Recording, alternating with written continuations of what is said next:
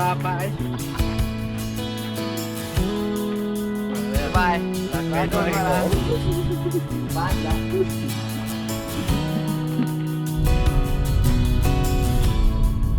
หลังไปส่งปากีขึ้นยนต์กลับบ้านยองแย่ของกินให้น้องคนลาวเหมือนฝากปากีไปซื้อ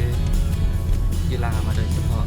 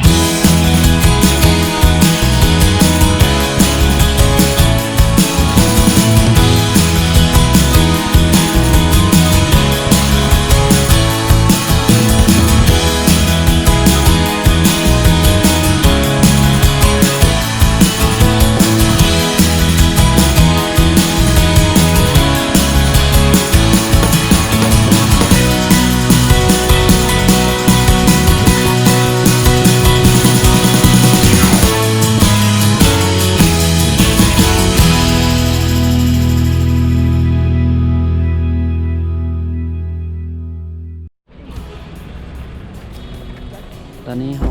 มาฮอดสนามบินแล้วเนาะสนามบิน